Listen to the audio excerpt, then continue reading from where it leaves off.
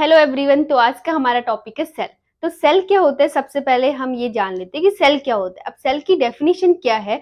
Cell क्या है, एक हमारी बॉडी का स्मॉलेस्ट और फंक्शनल यूनिट होती है। स्मॉलेस्ट यानी कि सबसे छोटी, और फंक्शन यानी कि जिसके बिना हमारी बॉडी वर्क नहीं कर सकती, उसे हम क्या बोलते हैं, सेल बोलते हैं। तो सेल ही वो ऐसा चीज है जिससे हमारी बॉडी का फॉर्मेशन होता है, तो इसे हम क्या बोलते हैं, सेल बोलते हैं।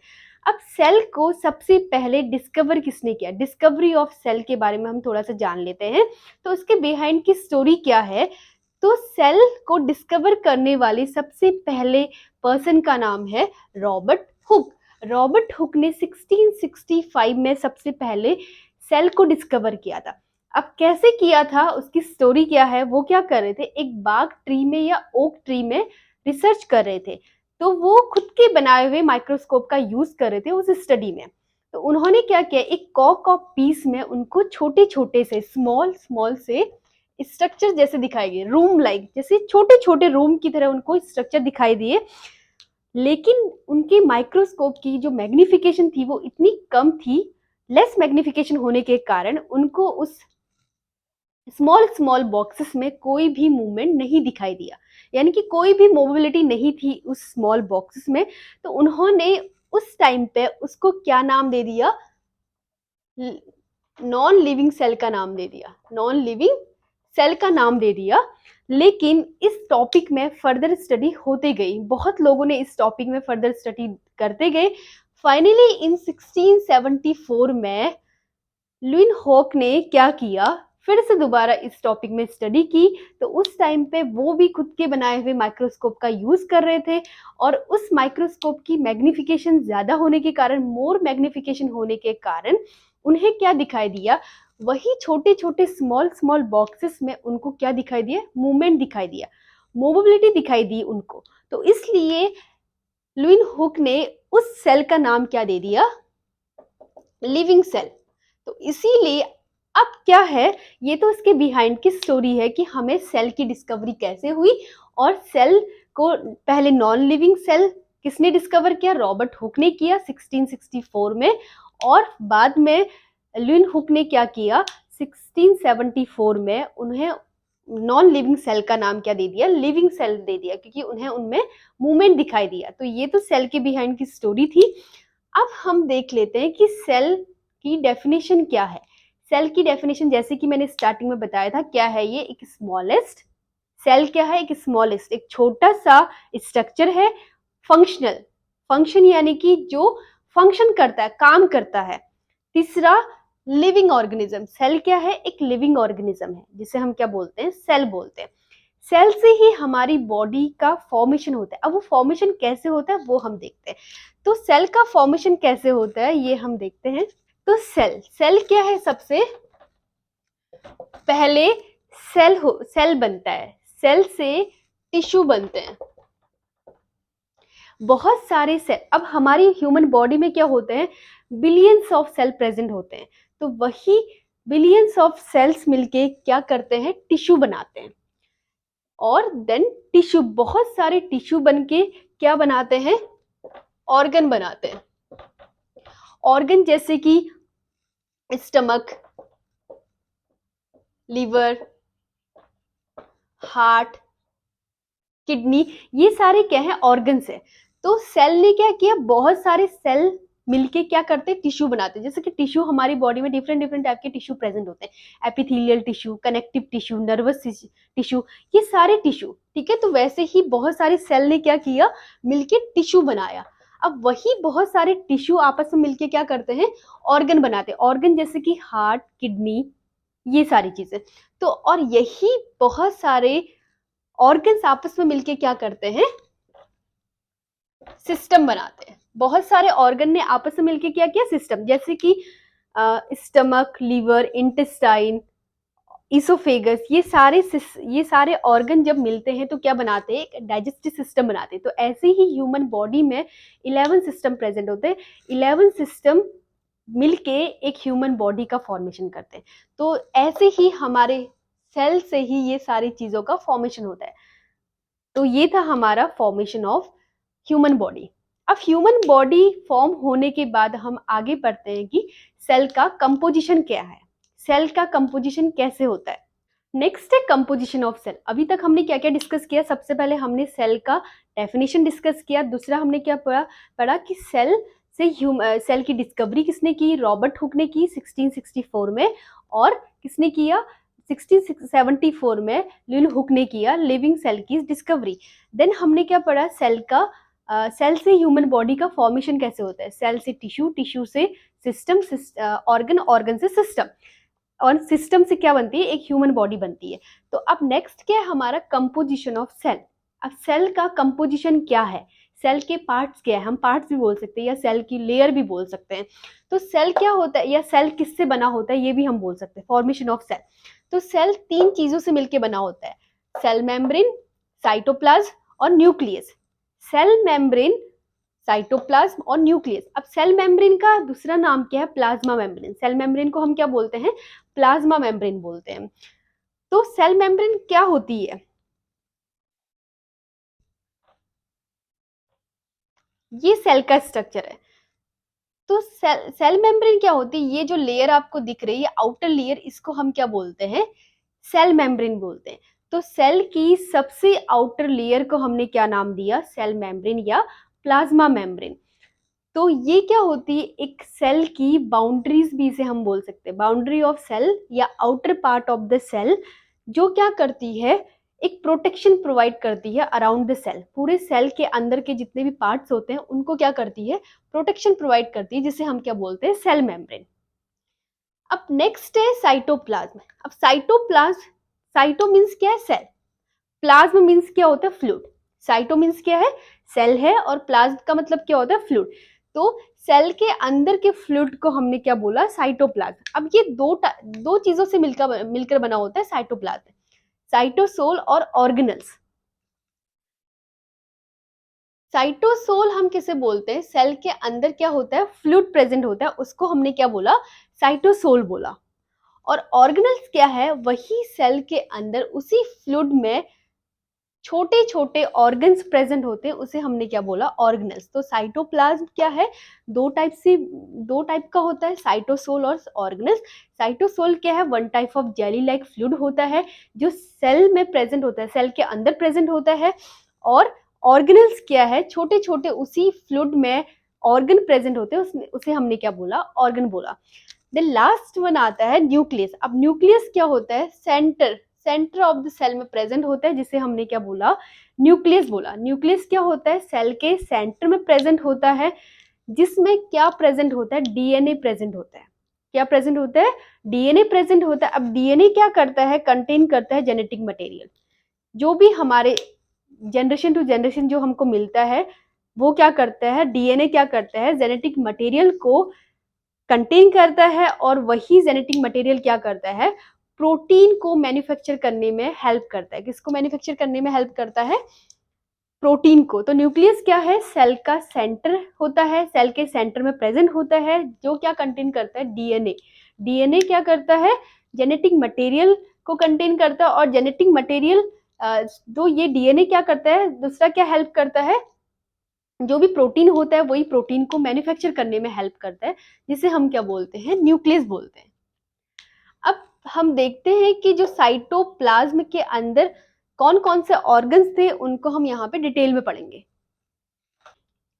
ऑर्गेनल्स। अब नेक्स्ट क्या है, ऑर्गेनल्स है। ऑर्गेनल्स किसका पार्ट था, साइटोप्लाज्म का पार्ट था। साइटोप्लाज्म 2 पार्ट में डिवाइड था, एक तो साइटोसोल, दूसरा ऑर्गेनल्स। साइटोसोल क्या होता है, जेली लाइक फ्लूइड होता है, जो सेल के इनसाइड प्रेजेंट होता है, सेल के अंदर प्रेजेंट होता है।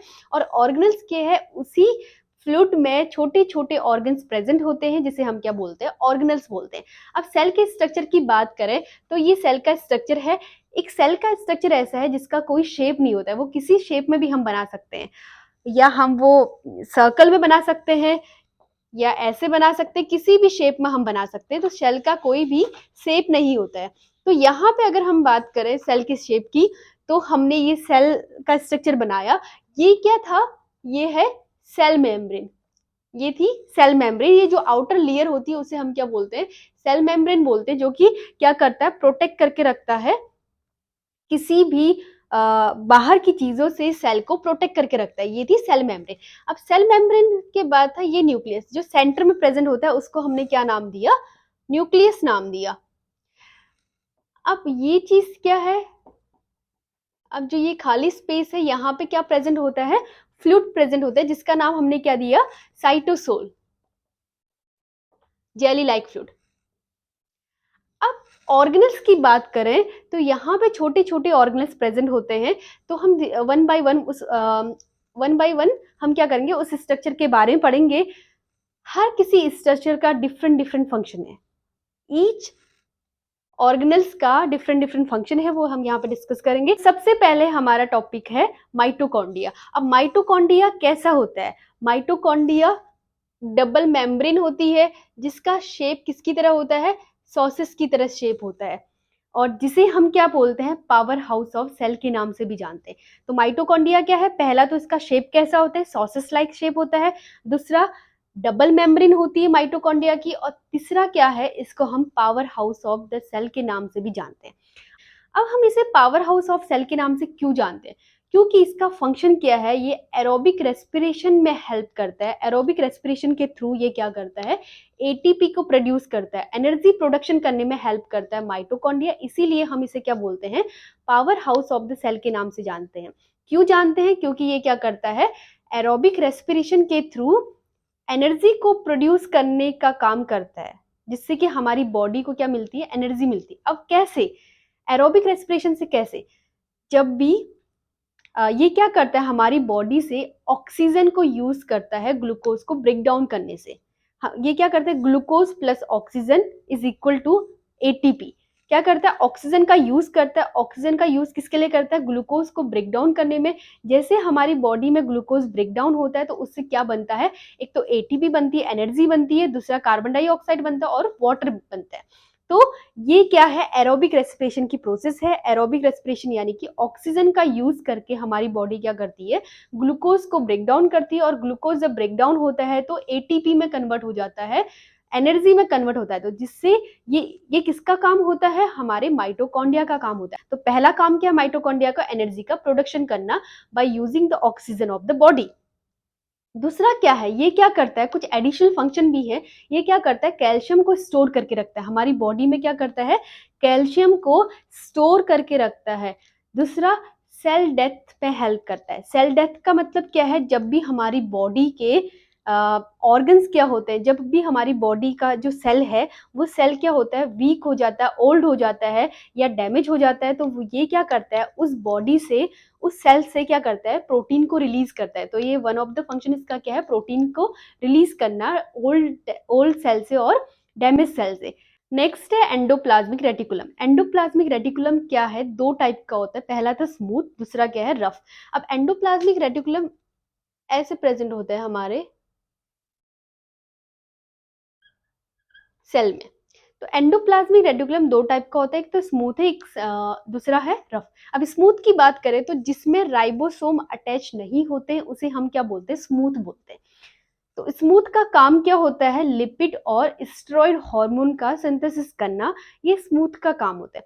अब रफ की बात करें तो रफ में क्या होता है? एंडोप्लाज्मिक रेटिकुलम के सतह में क्या होते हैं? ऐसे राइबोसोम अटैच होते हैं, जिनका फंक्शंस क्या होता है? प्रोटीन का सिंथेसिस करना, प्रोटीन का फॉर्मेशन करना, इनका काम होता है राइबोसोम का। अब हम अब हमारा नेक्स्ट क्या है? राइबोसोम। राइबोसोम का फंक्शन तो आपने पढ़ लिया। तो राइबोसोम का फंक्शन क्या होता है? राइबोसोम क्या करता है? प्रोटीन को सिंथेसिस करने का काम करता है, तो उसे हम क्या बोलते हैं? राइबोसोम बोलते हैं। अब ऐसे ही दूसरा है गोल्जी अपैरेटस। गोल्जी अपैरेटस क्या होता है? हमारे बॉडी में ऐसे सेल में ऐसे प्रेजेंट होता है शेप में। तो गोल्जी अपैरेटस क्या करता है? गोल्जी अपैरेटस एक फ्लैट मेम्ब्रेन होती है। जो भी राइबोसोम ने जो भी प्रोटीन को बनाया होता है, वही उस प्रोटीन को क्या करता है? वो पैक करके, वो पैकेजिंग करने में हेल्प करता है और ट्रांसफर करने में हेल्प करता है, डिलीवर करने में हेल्प करता है। जो भी प्रोटीन राइबोसोम ने बनाया होता है, उस प्रोटीन को वो क्या करता है? पैक करता है। पैक करके वो डिलीवर अदर बॉडी सेल्स में क्या करता है? डिलीवर करने का काम करता है, जिससे कि हमारी बॉडी डेवलप करने में हेल्प करती है। नेक्स्ट आता है लाइसोसोम। अब लाइसोसोम क्या है? लाइसोसोम लाइसोसोम क्या है? एक फॉर्म ऑफ गोल्जी अपैरेटस ही होता है। ये क्या करते हैं, इसमें क्या प्रेजेंट होते हैं, कुछ एंजाइम प्रेजेंट होते हैं, जो एंजाइम्स क्या करते हैं, ब्रेक डाउन करते हैं वेस्ट मटेरियल का। अब सेल से जो भी वेस्ट मटेरियल आता है उसका क्या करता है, ये लाइसोसोम क्या करता है, ब्रेक डाउन करता है। तो ये हमने पढ़े ऑर्गेनल्स के बारे में। हर ऑर्गेनल्स का अलग अलग फंक्शन है, अलग अलग काम है। नेक्स्ट है फंक्शन ऑफ सेल। अब सेल का फंक्शन क्या होता है? सबसे पहला फंक्शन क्या है, ग्रोथ एंड रिप्रोडक्टिव। ये क्या करता है, ग्रोथ करने में हेल्प करता है। जो भी इससे प्रोटीन क्या करता है, प्रोटीन का सिंथेसिस होता है, उस प्रोटीन से ये क्या करता है, ग्रोथ करने में हेल्प करता है। अब कैसे ग्रोथ और रिप्रोडक्शन करता है, तो सेल क्या है, अब हमारी बॉडी में सेल क्या होता है, एक तो छोटा सेल और एक सबसे बड़ा सेल प्रेजेंट होता है। जैसे अगर हम बात करें सबसे बड़े सेल की, ह्यूमन बॉडी का सबसे बड़ा सेल क्या है, वो फीमेल का ओवम होता है। फीमेल में जो ओवम प्रेजेंट होता है वो होता है सबसे बड़ा सेल। और अगर छोटे सेल की बात करें तो मेल में जो स्पर्म प्रेजेंट होता है वो ह्यूमन बॉडी का सबसे छोटा सेल होता है। तो बड़ा सेल क्या है, ह्यूमन बॉडी का सबसे लार्जेस्ट सेल कौन सा होता है, वो है फीमेल का ओवम। और सबसे छोटे सेल की बात करें तो वो क्या है, मेल में जो स्पर्म प्रेजेंट होता है, स्पर्म क्या होता है, सबसे छोटा सेल होता है। तो अब रिप्रोडक्शन कैसे, सेल रिप्रोडक्शन में हेल्प कैसे करता है, फीमेल का जो ओवम है प्लस मेल का जो स्पर्म है, दोनों आपस में मिलते हैं। तो क्या करते हैं, जब दोनों का आपस में यूनियन या फ्यूजन होता है तो एक दो सेल, बड़ा सा सेल बनता है। ओवम प्लस स्पर्म जब आपस में मिलते हैं, दोनों सेल जब आपस में मिलते हैं, दोनों का जब फ्यूजन होता है तो एक बड़े से सेल का फॉर्मेशन होता है, जिसे हम क्या बोलते हैं, जाइगोट बोलते हैं। और यही जाइगोट क्या करता है, फिर ह्यूमन बॉडी को बनाने में हेल्प करता है, फीटस को डेवलपमेंट करने में हेल्प करता है। तो इससे क्या करता है, सेल हेल्प करता है रिप्रोडक्शन में भी। देन नेक्स्ट है एनर्जी प्रोडक्शन। एनर्जी प्रोडक्शन कैसे करता है, जैसे मैंने माइटोकॉन्ड्रिया में आपको बताया था कि माइटोकॉन्ड्रिया क्या करता है, उसको powerhouse of the cell बोलते हैं। तो एनर्जी प्रोडक्शन करने में हेल्प करता है by using the body oxygen. Body के ऑक्सीजन का यूज करते ग्लूकोज को क्या करता है, वो ब्रेक डाउन करता है। जब ग्लूकोज ब्रेक डाउन होती है बॉडी में तो एटीपी का फॉर्मेशन होता है, एटीपी यानी कि एनर्जी का फॉर्मेशन होता है। तो सेल क्या करती है, एनर्जी को प्रोडक्शन करने में भी हेल्प करती है। नेक्स्ट है सेल का थर्ड फंक्शन है न्यूट्रिशन इनटेक। सेल क्या करती है, न्यूट्रिशन को इनटेक करती है। जितना भी न्यूट्रिशन है बॉडी में, जो भी कैल्शियम, मैग्नीशियम, प्रोटीन, कार्बोहाइड्रेट, वो सबका क्या करती है, इनटेक करती है। नेक्स्ट है रिमूवल ऑफ वेस्ट मटेरियल। अब नेक्स्ट फंक्शन क्या है, removal of waste material. Waste material, body में जो भी वेस्ट मटेरियल होता है, जैसे कि सेल डिस्ट्रॉय हो जाती है, सेल डैमेज हो जाती है, सेल ओल्ड हो जाती है, वो क्या करता है, लाइसोसोम क्या करता है, जो भी वेस्ट मटेरियल है उसको रिमूव करने में भी हेल्प करता है। देन लास्ट फंक्शन है, सेल क्या करता है, हमारी बॉडी के स्ट्रक्चर को सपोर्ट करता है। कैसे सपोर्ट करता है, एक बाउंड्रीज बना के, हमारी बॉडी में बाउंड्रीज बना के ये क्या करता है, बाहर के जितना भी फॉरेन मटेरियल है उसको अंदर नहीं आने देता है, जिसकी वजह से हमारी बॉडी में इन्फेक्शन, इन सब के चांसेस नहीं होते हैं, जिससे कि हमारी बॉडी को ये एक सपोर्ट प्रोवाइड करता है। तो ये थी सेल के function, growth and reproduction, energy production, nutrition intake, waste material removal, and the last है स्ट्रक्चर को सपोर्ट करना।